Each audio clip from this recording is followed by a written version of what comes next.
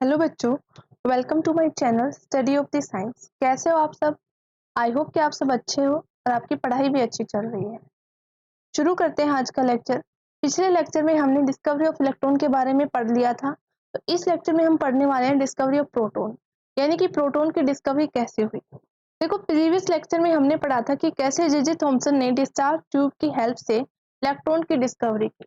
अब ये जो है डिस्कवरी ऑफ प्रोटॉन, वो कुछ ना कुछ कह सकते हैं डिस्कवरी ऑफ इलेक्ट्रॉन से ही रिलेटेड है। एक तरह से वही पूरा सेटअप है, बस थोड़ा सा यहाँ पे चेंज किया गया है। देखो, समझते हैं कैसे क्या है। यहाँ पर क्या चेंज किया गया है, यहाँ पर जो कैथोड का जो इलेक्ट्रोड लिया है वो कैसा लिया है, परफोरेटेड लिया है। यानी कि परफोरेटेड का मतलब क्या होता है, जिसमें क्या है, पोर्स है, यानी कि छेद है, यहाँ पर होल्स बनाए गए हैं कैथोड में, इलेक्ट्रोड में। बस यही डिफरेंस है, बाकी सब कुछ एज इट इज है। दूसरा, ये हमारी क्या हो जाएगी, डिस्चार्ज ट्यूब हो जाएगी। इसके अंदर क्या किया, हाइड्रोजन गैस को लिया गया है। कौन सी गैस को लिया गया है बच्चा? हाइड्रोजन गैस को। ठीक है, अब यहाँ पर हाइड्रोजन गैस को ही क्यों लिया गया है वो हम आगे डिस्कस करेंगे। ठीक है, तो यहाँ पर क्या लिया गया है, हाइड्रोजन गैस को लिया गया है, और वो भी एट वेरी लो प्रेशर, यानी कि बहुत ही कम प्रेशर पे इसको लिया गया है। वैक्यूम पंप की हेल्प से हम क्या करेंगे, यहाँ पर हमने देखा था पिछले लेक्चर में, उस डायग्राम में, इस डायग्राम में नहीं दे रखा है। यहाँ पर क्या था, एक कोर्क टाइप लगा हुआ था जो कि क्या कर रहा था, वैक्यूम का काम कर रहा था, पंप का काम कर रहा था। यानी कि इस डिस्चार्ज ट्यूब में से जो भी कह सकते हैं एयर वगैरह है, उसको यहाँ से निकालने का काम क्या कर रहा था, ये वैक्यूम पंप कर रहा था। ठीक है, तो फिर हमने क्या किया, इन दोनों इलेक्ट्रोड्स को बैटरी के हाई वोल्टेज के बैटरी के दोनों टर्मिनल से जोड़ दिया गया। तो कैथोड को हमने क्या किया, बैटरी के नेगेटिव टर्मिनल से कनेक्ट कर दिया, जिसके कारण कैथोड क्या हो गए, नेगेटिवली चार्ज इलेक्ट्रोड हो गए। और एनोड को हमने किससे कनेक्ट किया, बैटरी के हाईली पॉजिटिव चार्ज के इलेक्ट्रोड से कनेक्ट किया, जिसके कारण एनोड पे कैसा चार्ज आ गया, पॉजिटिव चार्ज आ गया। ठीक है, तो ये हमने पिछले लेक्चर में ही समझ लिया था। अब देखते हैं डिस्कवरी ऑफ प्रोटॉन कैसे हुआ। देखो क्या हुआ, जैसे ही हमने इन दोनों इलेक्ट्रोड्स को हाई वोल्टेज बैटरी के दोनों टर्मिनल से कनेक्ट किया, यानी कि सर्किट हमारा पूरा हो गया। और जैसे ही सर्किट पूरा हुआ तो क्या होने लगा, कैथोड के इलेक्ट्रोड से कैथोड रेज निकलने लग गई। क्या हो गया बच्चा, कैथोड से कैथोड रेज निकलने लग गई। ठीक है, और जब ये कैथोड रेज इस गैस में से इस गैस में से ट्रेवल करते हुए एनोड की तरफ जा रही थी, तो ये जो हाइड्रोजन गैस है, अब देखो ये जो कैथोड रेज थी वो क्या थी, बहुत ज्यादा तेज स्पीड में और स्ट्रेट लाइन में, सीधी लाइन में ट्रेवल कर रही थी। तो कह सकते हैं इतनी ज्यादा स्पीड होने के कारण इन्होंने क्या किया, हाइड्रोजन गैस के जितने भी एटम्स यहाँ पर प्रेजेंट थे, लेकिन बहुत ही कम गैस यहाँ पर बची हुई थी, क्योंकि गैस का प्रेशर क्या है, वेरी लो। वेरी लो का मतलब क्या होता है, गैसियस पार्टिकल बहुत ही कम है यहाँ पर। ठीक है, तो जैसे ये कैथोड रेज यहाँ पर बहुत ज्यादा स्पीड से इस गैसियस एनवायरनमेंट से पास होते हुए जा रही थी, तो उन्होंने क्या किया, हाइड्रोजन गैसेस को आयनाइज कर दिया। यानी कि इन H2 के एटम से क्या होने लगे, H2 गैस से क्या, इलेक्ट्रॉन टकराने लगे। इलेक्ट्रॉन क्या हमारे यहाँ पर कैथोड रेज है। तो जैसे ही वो इससे टकराए तो उन्होंने क्या, इस हाइड्रोजन के इस आउटरमोस्ट सेल में जो एक इलेक्ट्रॉन प्रेजेंट होता है, जो कि क्या होता है, लूजली बाउंड होता है, लूजली हेल्ड होता है, उसने इसको स्ट्राइक करके यहाँ से क्या कर दिया, बाहर निकाल दिया। तो जब ये इलेक्ट्रॉन यहाँ से बाहर निकल गया तो क्या बच गया, पीछे H प्लस आयन बच गया। ठीक है, अब यही H प्लस आयन यानी कि क्या हो गया, जो हमारी हाइड्रोजन गैस थी वो आयनाइज फॉर्म में आ गई, आयंस में कन्वर्ट हो गई। अब ये आयंस जो है कैसे थे, इलेक्ट्रॉन निकल जाने के बाद क्या हो गया, एक तरह से ये प्रोटॉन ही बन गया था। ठीक है, अब ये प्रोटॉन यानी कि ये पॉजिटिवली चार्ज आयंस जो यहाँ पर इस सॉल्यूशन में, इस डिस्चार्ज ट्यूब के अंदर जनरेट हुए, उन्होंने किधर मूव करना शुरू कर दिया, उन्होंने कैथोड की तरफ मूव करना शुरू कर दिया। और जो इस कैथोड के अंदर से ये होल बने हुए थे, वो इन होल से पास आउट होकर कैथोड रे के दूसरी साइड आ गए। जब वो इधर आए और जैसे ही वो इस कैथोड रे की इस डिस्चार्ज ट्यूब की स्क्रीन से टकराए, तो यहाँ पर उन्होंने क्या किया, ग्लो प्रोड्यूस की, यानी कि फ्लोरेसेंस प्रोड्यूस की। ठीक है, यानी कि यहाँ पर क्या आने लगी, एक चमक पैदा होने लगी। और वो चमक किसके कारण थी, हमें पता है ZnS के कारण, यानी कि जिंक सल्फाइड की कोटिंग के कारण वो चमक प्रोड्यूस हो रही थी। अब क्या किया, अब ई गोल्डस्टीन ने सोचा कि ये कि सिर्फ इस डिस्चार्ज ट्यूब में सिर्फ एक ही तरह की रेज नहीं है, यानी कि सिर्फ कैथोड रेज ही नहीं है, उसके अलावा एक और तरह की रेज भी यहाँ पर प्रेजेंट है, जो कि क्या है, कैथोड रेज से जस्ट अपोजिट नेचर की है।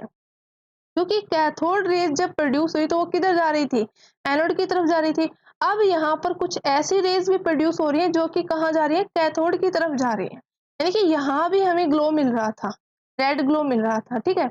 तो इसके लिए उन्होंने क्या किया, इनका नेचर जानने के लिए फिर से क्या किया, यहाँ पर एक इलेक्ट्रिक फील्ड जनरेट किया, ठीक है। और इलेक्ट्रिक फील्ड जनरेट करने के लिए उन्होंने क्या किया, मेटल की 2 प्लेट ले ली और उनको इस तरह से डिस्चार्ज ट्यूब के दोनों तरफ सेट कर दिया, ठीक है। और उन दोनों मेटल की प्लेट्स को क्या किया, बैटरी के एक वायर्स के जरिए किसी बैटरी से कनेक्ट कर दिया।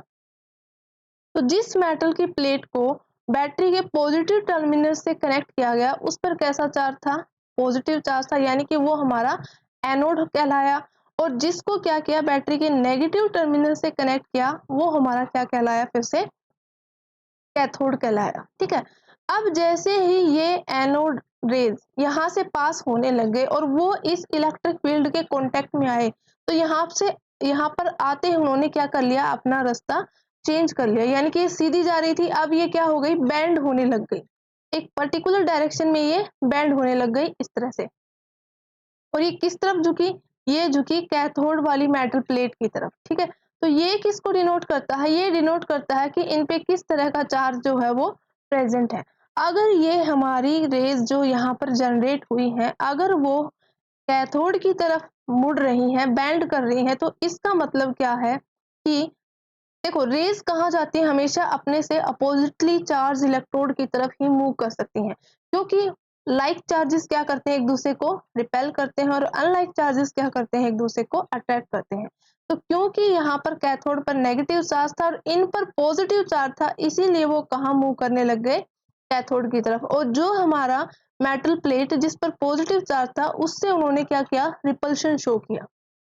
तो सेम सेम चार्जेस ने रिपल्शन किया, और यहाँ पर तो कह सकते हैं डिफरेंट चार्जेस ने क्या किया, अट्रैक्शन शो किया। तो इस तरह से क्या हुआ, जो हमारे एनोड रेज थे उनकी डिस्कवरी हुई। और जो गोल्डस्टीन नाम के साइंटिस्ट थे, उन्होंने क्या किया था, एनोड रेज की डिस्कवरी की थी, ठीक है। और इनको उन्होंने क्या नाम दे दिया, उन्होंने इनको एनोड रेज ही नाम दे दिया, और या फिर कह सकते हैं दूसरा नाम इनका रख दिया गया था कैनाल रेज। तो अब कह सकते हैं डिस्कवरी होने के बाद कैलकुलेशंस के बेसिस पे उन्होंने क्या किया, प्रोटॉन्स का जो मास निकाला वो कितना था, वो था 1.6 into 10 to the power -27 kg। ये है मास ऑफ द प्रोटॉन। और चार्ज ऑन द प्रोटॉन क्या हो जाएगा, देखो प्रोटॉन पे भी सेम चार्ज होता है बट विद अपोजिट साइन, यानी कि इलेक्ट्रॉन पे कैसा होता है हमारा नेगेटिव, प्रोटॉन पे कैसा होता है पॉजिटिव। तो ये कितना हो जाएगा, 1.6 into 10 to the power -19 coulomb.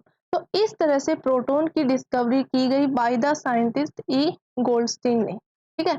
अब आगे देखते हैं इसके बारे में थोड़ी सी जो थ्योरी दे, क्या है, protons are the positively charged particles that reside in the nucleus of an atom, ठीक है। यानी कि प्रोटॉन्स क्या होते हैं, पॉजिटिवली चार्ज पार्टिकल्स होते हैं जो कि कहाँ एग्जिस्ट करते हैं, किसी भी एटम के न्यूक्लियस में पाए जाते हैं। The discovery of protons can be attributed to Rutherford, यानी कि प्रोटॉन की जो डिस्कवरी थी वो किसने की थी, एक्चुअल में तो रदरफोर्ड ने की थी, ठीक है। लेकिन ये जो कह सकते हैं, ये जो प्रोटॉन्स थे जिनको कैथोड एनोड रेज कहा गया था, उनको उनकी जो एग्जिस्टेंस है, यानी कि ये हैं, ये प्रेजेंट है यहाँ पर, तो उनकी एग्जिस्टेंस किसने बताई थी, ई गोल्डस्टीन ने बताई थी by the help of discharge tube. और उन्होंने वहां पर कह सकते हैं कैसे कैथोड का इस्तेमाल किया था, परफोरेटेड कैथोड का इस्तेमाल किया था। और इन्हीं रेज को बाद में क्या नाम दे दिया गया था, एनोड रेज और कैनाल रेज। तो ये था हमारा discovery of proton. I hope कि आपको अच्छे से समझ में आया होगा। मिलते हैं अगली क्लास में विद डिस्कवरी ऑफ न्यूट्रॉन। तब तक पढ़ते रहिए, हंसते रहिए और मस्त रहिए। Thank you.